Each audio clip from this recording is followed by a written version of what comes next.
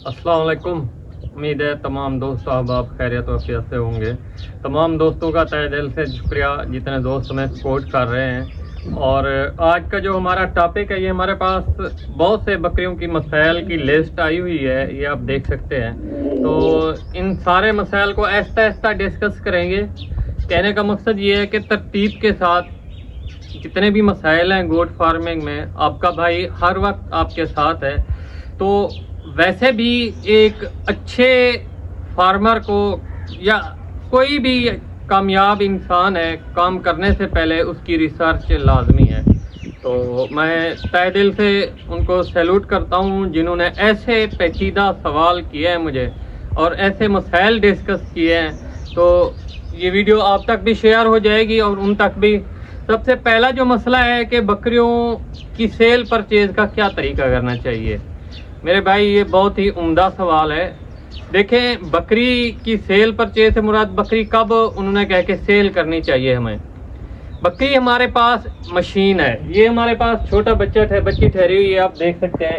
उधर इनकी माँ है, 2 फीमेल है, दोनों बहनें हैं। तो इसका तरीकाकार ये होता है, ये अब बड़ी बकरी हमारे पास मशीन होती है और जो हमें छोटी रिवर्स मिलती है नर्सरी, वो हमारे पास एक प्रोडक्ट होता है हमारा। तो प्रोडक्ट जितना कम होगा फिर उसकी तलब ज़्यादा होगी। अब हमने प्रोडक्ट को बढ़ाना है। प्रोडक्ट को कैसे बढ़ाएंगे? कोई भी फैक्ट्री में आप जाएं, अगर उसकी डिमांड है प्रोडक्ट की एक दिन में 50 आइटम की, तो वो प्रोड्यूस कर रही है 25 आइटम, 25 आइटम। तो उसको क्या करना होगा कि वो 50 आइटम एक दिन में आपको प्रोड्यूस करे। उसको ये करना होगा कि वो अपनी मशीनें ज़्यादा करे। तो इसी वजह से बड़ी बकरियां हमारे पास एज आ मशीनें हैं। अगर मेरा टारगेट है कि मैंने 6 माह में 30 से 25 बच्चे निकालने हैं, तो मैं ये देखूं मेरे पास बकरियां कितनी हैं। वैसे भी अगर आप नॉर्मल तरीके में कामयाब होना चाहते हैं, तो अगर आप ज़्यादा सरमायाकार हैं तो कुर्बानी के ऊपर निकालें बकरे। अगर आप कम सरमायाकार हैं, स्टार्टिंग में हैं, तो जब 6-7 माह का बच्चा होता है ना, माँ से दूध से निकला हुआ, तो उसकी अलग चमक धमक होती है। वो आपको नॉर्मल रूटीन में 10,000 ज़्यादा दे देता है, क्योंकि वो बहुत गोश्त भी उसका बहुत अच्छा होता है, बॉडी स्कोर भी अच्छा होता है, बहुत ही शाइनिंग और चमक में होता है। तो उसके बाद हमने कोशिश यही करनी है, अगर आपकी डिमांड है कि आपने 50 बच्चे देने हैं, तो आपके पास बकरियां कितनी होनी चाहिए? आपके पास कमोबेश 20 से 25 बकरियां होनी चाहिए, फिर आप 50 के टारगेट को अचीव करेंगे। अगर आपकी डिमांड 100 है, तो आप खुद अंदाज़ा कंपेयर कर लें, आपको 50 से अबव चाहिए होंगी मशीनें और बकरियां। तो इसी लिहाज से पहला आपका क्वेश्चन कंप्लीट हुआ। और दूसरा क्वेश्चन आता है कि बकरियों की शेड, ये हमने वैसे भी डिस्कस करना था। अगली वीडियो हमारी यही आनी थी, शेड वाली। देखें, ये जगह आपके सामने है, तकरीबन कोई मेरे अंदाजे मुताबिक 20 से ऊपर है, 20 फुट से ये जो एरिया कंप्लीट है। ये मेरी टेडी बकरियों का है। तो 20 फुट में हमारे पास बकरियां रह रही हैं 6 से 7। और इनका जो कवर्ड एरिया है, छत वाला, वो आपके सामने बकरियां बैठी हुई हैं। मैं आपको दिखा देता हूँ, कैमरामैन को चेक कर रहा है। इधर 3 बकरियां बैठी हुई हैं और इधर 3 आराम से इजीली ठहरी हुई है। कहने का मकसद ये है कि वो हमारे पास कवर्ड एरिया आ जाता है, आई थिंक कोई 15 से 18 फुट का है। तो कवर्ड एरिया, वैसे भी जो छत सायेदार जगह होती है, बकरी को थोड़ी चाहिए होती है, क्योंकि उसमें बकरी ने सर्दी गर्मी दोनों टाइम गुजारने होते हैं। और उसके बाद जो हमारे पास इनके घूमने फिरने का, इनकी एक्सरसाइज का एरिया है, वो हमें थोड़ा ज़्यादा रखना चाहिए। तो आई थिंक कमोबेश कवर्ड एरिया 4 फुट के करीब हो और एक बकरी के लिए। और जो उसका बैर वाला हिस्सा है, जहाँ बकरी ने घूमना फिरना है, उधर आपने अनकवर्ड एरिया, धूप भी लगाए, हवादार भी जगहों से मैसर हो, तो उस जगह को आपने कमोबेश या ज़्यादा से ज़्यादा 8 फुट कर लें। तकरीबन 12 से 11, 12, 13 फुट आराम से बकरी रह सकती है, चाहे बड़ी है या छोटी है। अब अगला सवाल आता है कि हम कितनी ज़मीन, 40 बकरियां रखना चाहते हैं। जो दोस्त का सवाल है कि हमें कितनी ज़मीन दरकार चाहिए।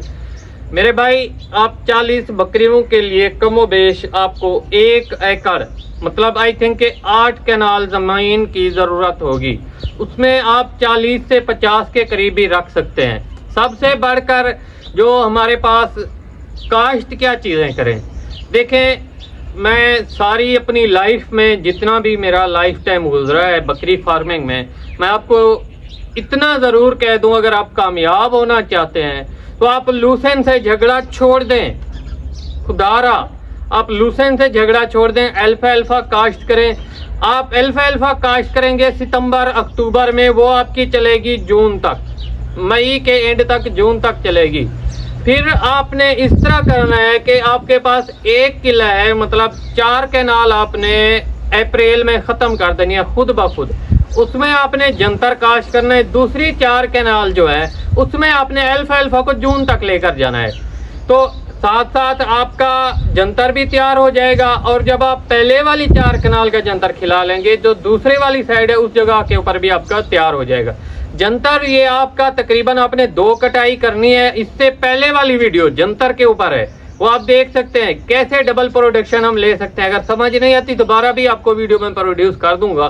तो डबल जब पैदावार हम लेते हैं जंतर से, हमें तकरीबन कम व बेश मेरे ख्याल से गर्मियों के सीजन का 1 लाख से ज्यादा बचत आती है, जो हम बकरी के ऊपर सर्दियों में एक्सपेंसेस करते हैं। बकरी की जो मेन चीज है गर्मियों में बॉडी स्कोर, विटामिन, मिनरल्स से भरपूर और मरगूब ग़िज़ा, जिस तरह सर्दियों में अल्फा अल्फा है, गर्मियों में भी जंतर है। आप पूरी रिसर्च के ऊपर रिसर्च करें, जितने फ़वायद आपको जंतर से मिलेंगे उतने फ़वायद आपको किसी भी चीज़ से नहीं मिलेंगे।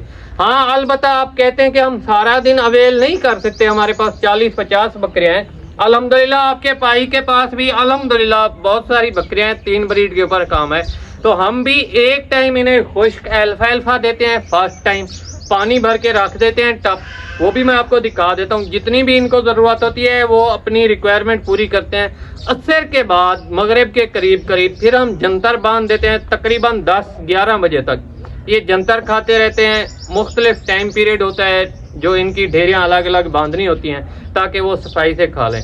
तो ये तरीकाकार है मेरे भाई आपका। इंशाल्लाह जो नेक्स्ट हमारी वीडियो होगी वो एक ऐसी पेचीदा रिसर्च के ऊपर होगी कि इंशाल्लाह जितने भी बकरी में मसाइल हैं एक ही टॉपिक में क्लियर होंगे और कमाल वीडियो होगी इंशाल्लाह। पूरी रिसर्च और पूरे तजर्बे, लाइफ टाइम के तजर्बे के साथ आएंगे। तो बाकी दिखा देता हूँ मैं आपको प्रोटोकॉल, ये आप देख लें।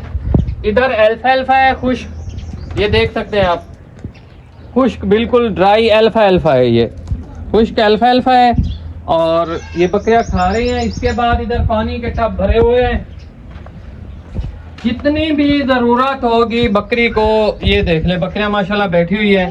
पानी इधर टब भर के रख दिया है, उस पोर्शन में भी माशाल्लाह बकरियां बैठी हुई हैं, वो भी आप देख सकते हैं माशाल्लाह। तो देख माशाल्लाह कैसे रेस्ट कर रही है सुकून से। मतलब आपके जानवर हमारे जानवरों से भी बढ़कर हमारे जानवरों की तरह भी हो सकते हैं। कभी भी आपने लाइफ में कभी भी हिम्मत नहीं हारनी मेरे भाई। आप ये ना देखें कि फरहान इलियास साहब, गुजर साहब वो मेरे उस्ताद मोहतरम हैं, हम उनको कब मिल सकते हैं या हम उनके बराबर कब हो सकते हैं। या आप ये सोचें कि हसन शाह साहब हैं, इतने बड़े फैक्ट्री के ओनर हैं, इतना बड़ा फार्म है, हम अपना मवाजना, मैं ये नहीं कहता कि आप जाके उनको चैलेंज कर दें। स्ट्रगल इतनी करें कि दुनिया भी आपके कामयाबी की तारीफ करे, और कामयाब करने वाली अल्लाह ताला की ज़ात है।